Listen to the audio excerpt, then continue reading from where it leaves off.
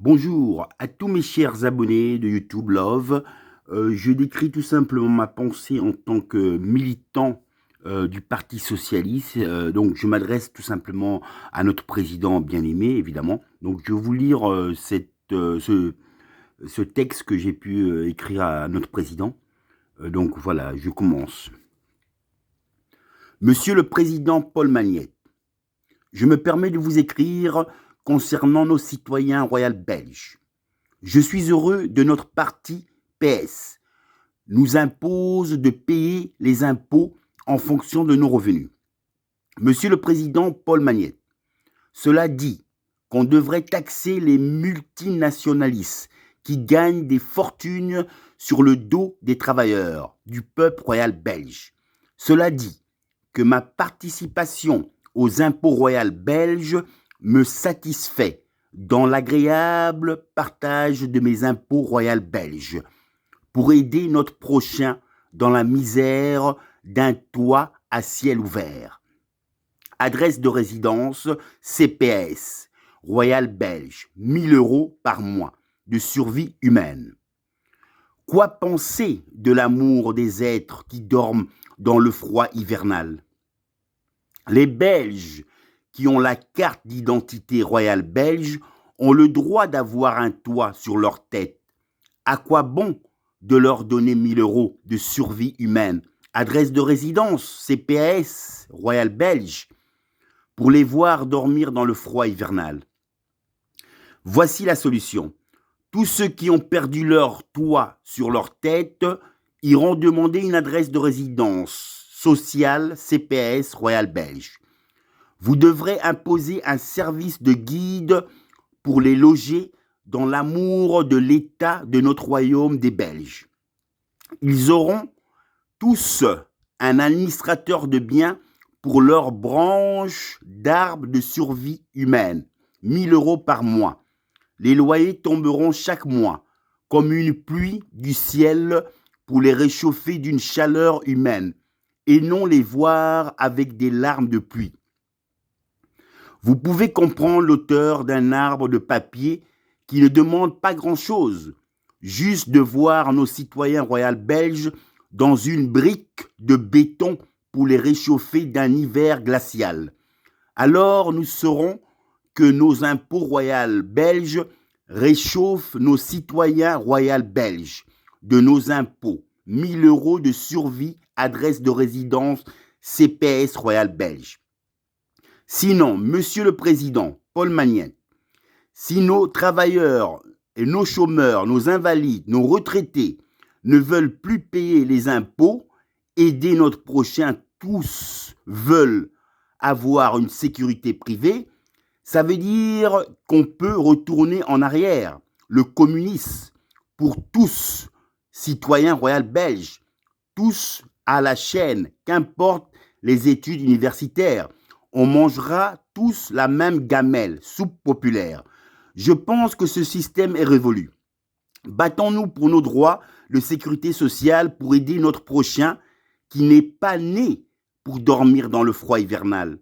L'auteur a vécu le communisme de sa naissance, né à Waterman-Boisfort le 26/9/1969, où son roi de ses amours travaillait à l'ambassade du Congo-Brazzaville de Bruxelles, décollé à 4 ans, âge pour destination Royale Congo-Brazzaville. Nous étions communistes. Mon président bien-aimé Marien Gouabi, né le 31/12/1938, mort le 18/3/1977, 77. Les Russes travaillaient pour notre raffinerie de pétrole. Le changement à la française est né de 1979 à 1992. Président actuel, Denis Sassou Nguesso. Aucune sociabilité, tout pour le clan de la famille présidentielle, capitaliste à la française. Monsieur le Président Paul Magnette, si j'avais un tel pouvoir de la résonance de mes écrits, j'ordonnerais un mot d'ordre d'enquête des biens mal acquis. Ça veut dire que tous ces biens volés du peuple du Congo-Brazzaville seront remis au peuple du Congo-Brazzaville. C'est triste, un tel pays avec des richesses énormes On voit encore de nos yeux des enfants qui meurent de mauvaise gérance du gouvernement. Les hôpitaux devraient être gratuits, ainsi que les écoles. Mais non, on voit sur ces réseaux sociaux, Facebook, les enfants du président aller se soigner une dent, une Ferrari à l'italienne, pendant que leur peuple meurt de faim. Je voulais juste vous faire savoir ma pensée de l'auteur de la souffrance humaine. Amen, love. Veuillez recevoir mes salutations distinguées, monsieur. Merci à vous. Voilà, donc vous pouvez y voir ici, quand je vous montre toujours la réalité, on parle du Congo il y a un an. Donc il faut voir la réalité telle qu'on le montre. Regardez, oh, pardon, excusez-moi. Que nous sommes dans la capitale de la République du Congo. La configuration des habitations n'a pas beaucoup changé dans les quartiers populaires depuis les indépendances. De Makelekele à Bakongo, en passant par Mongali Potopoto jusqu'à Wenze et Talangai, la plupart des toilettes sont encore des petits endroits entourés des tôles ou des enclos en briques avec une fosse parfois bordée de ciment ou disposant simplement d'une marche en bois. Sans chasse d'eau ni dispositif d'hygiène, les quelques habitations modernes où les conditions d'hygiène sont réunies ne peuvent pas justifier la situation de certains quartiers. Il suffit de jeter un regard critique et profond dans les meilleurs de logement pour comprendre le risque court des familles entières en s'exposant aux maladies graves. Les Brazzavillois manquent presque de tout, même l'eau devient une denrée rare.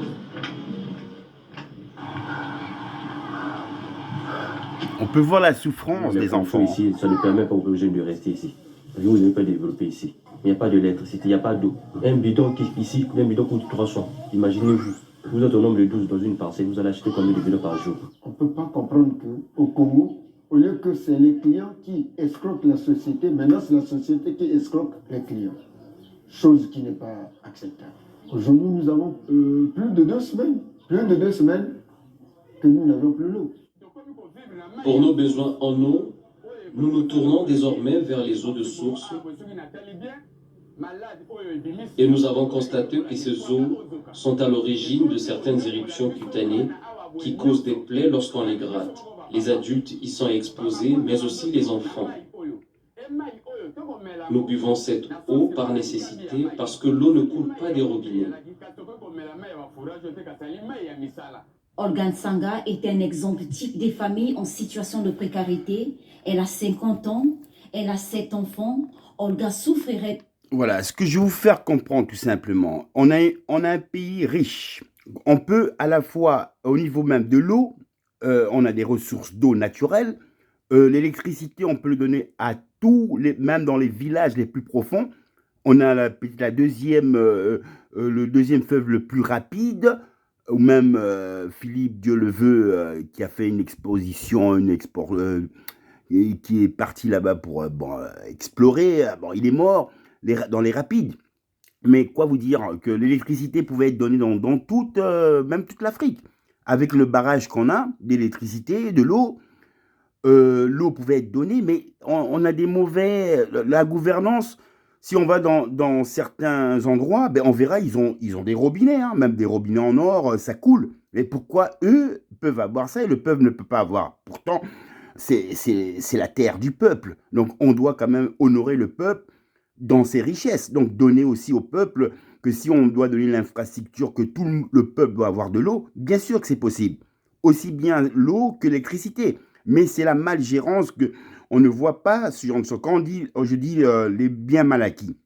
On va retourner sur tous les biens mal acquis, même qui peuvent se retrouver en France, dans des paradis fiscaux. On voit toute cette richesse volée de l'Afrique, de ce peuple qui peut souffrir. Mais pour quelle raison? À ce moment, on devrait mettre une enquête à la française. Tous les biens mal acquis retourneront dans ce pays. Et on devrait mettre maintenant une gérance de ONG, je sais pas, mais qu'on vient faire une surveillance, qu'on vient voir bien que les habitants ou le peuple a droit à des soins, a droit à l'école, a droit de l'eau, a droit à l'électricité. Et pas que c'est donné à une certaine bourgeoisie qui gouverne le pays. Donc c'est injuste. Donc je continue cette histoire que vous pouvez suivre. Merci à vous. D'une maladie cardiaque. Pour vivre, elle doit vendre du manioc, aucune assistance sociale, aucune subvention étatique. La vie de Olga et ses 7 enfants est un véritable supplice. J'ai tenté de faire plusieurs activités sans succès. Il me fallait donc opter pour la fabrication et la vente du manioc. L'essentiel pour moi, c'était de subvenir aux besoins de ma famille. Quand je me suis rendue à l'hôpital pour la première fois, la première question que le médecin m'a posée, « Avez-vous de l'argent ?» Je n'en avais pas. Je l'ai rassuré que je pouvais emprunter. Mes modestes économies m'ont... Bon, voilà, quand vous entendez cette femme qui me touche dans le cœur, avec les 7 enfants, elle va à l'hôpital, on lui demande est-ce que tu as l'argent pour te soigner. Comprenons que quand on regarde sur ces réseaux sociaux, on voit par exemple les enfants du clan à la présidence, ça va se soigner une dent à Paris, une Ferrari rouge, pendant qu'il y a la souffrance. C'est injuste. À partir de là, on devrait mettre une enquête des biens mal acquis pour que ce pays retourne dans la ressource de ce peuple qui doit bien vivre. Pour quelle raison? Ici, il y a tant de richesses, du pétrole, deuxième forêt la plus grande, il y a tout, il y a de l'or, il y a tout. Mais non, pour quelle raison on ne donnerait pas au peuple les infrastructures de voir que même tu peux aller te faire soigner gratuitement? Il y aurait un service de l'aide au peuple, ceux qui n'ont pas assez des revenus, ben, on pourrait les soigner, ne pas laisser les mourir.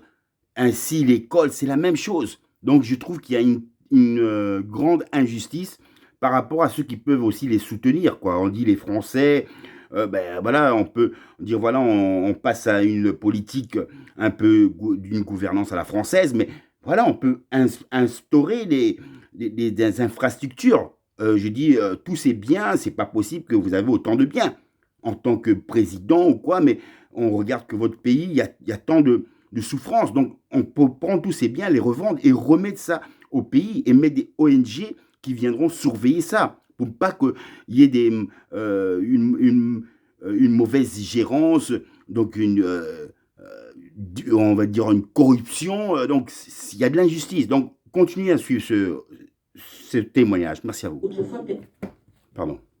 permis de me faire soigner.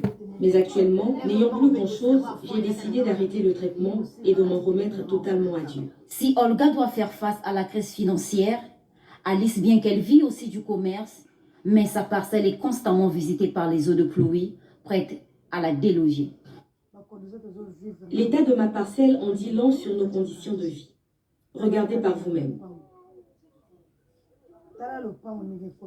Quand il pleut, toute la parcelle est remplie d'eau. Tout cela nous arrive parce que là où nous sommes, la rivière Madoukou s'est rétrécie. La parcelle n'est plus belle à voir. Elle se dégrade au fil du temps. Si nous continuons d'y vivre, c'est plus par nécessité. Nous lançons donc un appel à l'endroit des autorités compétentes pour le curage de la dite rivière. J'ai 6 enfants et je les nourris grâce au commerce des sucettes. Mais je dois avouer que cette activité ne me permet pas vraiment de prendre en charge ma famille.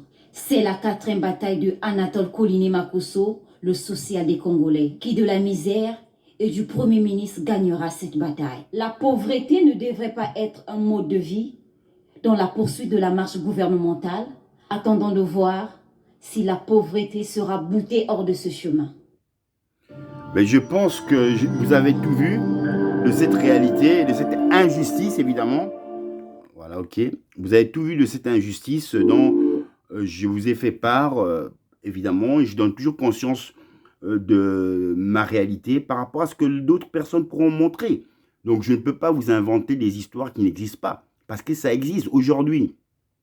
YouTube, dont je remercie, nous permet de pouvoir nous exprimer comme on veut. Avant, c'était, bon, s'il n'y a pas, ça passe par des plateaux télé, donc il faut que ça soit les caméramans de l'État qui vont venir filmer ce qu'ils veulent filmer. Aujourd'hui, c'est fini ça. Les gens, on peut filmer, tu filmes avec ton GSM, tu montres la réalité. Donc, derrière cette réalité, donc, vous pouvez voir par rapport à ce remerciement de YouTube, vous voyez la réalité de la souffrance. Comme on dit, un pays aussi riche, comment on peut voir, il n'y a pas d'eau, l'électricité. On peut avoir un barrage, le 2e barrage le plus rapide du monde, au Congo, mais on peut faire l'électricité par là, on peut passer l'électricité, on peut aussi bien, l'eau va couler dans tous les villages. L'électricité, ça donnera aussi du travail à ces gens qui peuvent avoir l'électricité, rentabiliser leur commerce et ne plus travailler à la chaîne comme dans le temps. Voilà l'injustice. de ne pas de comprendre tout simplement l'être humain dans sa méchanceté, quoi. Parce que je veux dire, aujourd'hui, quand tu gouvernes, mais tu dois avoir le cœur sous la main. Ah, notre ex-président, qui est mort, évidemment, paix à son âme, Marien Ngouabi, marié à une femme française, 2 enfants métis, était noble, c'est vrai, on était communiste. On a changé du communisme, on est passé au capitalisme, mais c'est une catastrophe quand je regarde le sens de cette réalité, d'une pauvreté d'un pays aussi riche. C'est vraiment triste et ça me fait vraiment de la peine par rapport à ce que je vous montre. Donc je vous remercie et je demande souvent à Dieu de bénir ce peuple comme tous ces continents qui souffrent de la malgérance de ces dictateurs, de pouvoir apaiser leur amour et que la paix soit en eux et que la vie continue et que cela puisse un jour finir et que le monde soit plus agréable, soit un parfum de rose. Amen. Love.